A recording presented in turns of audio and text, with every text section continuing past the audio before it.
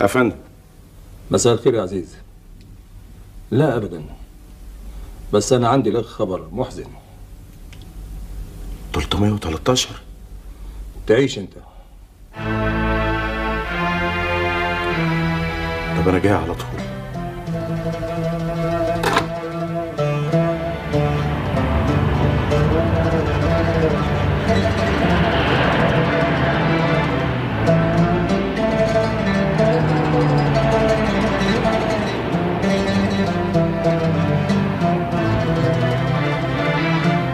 رأفت الرجال هو بالظبط يا فندم.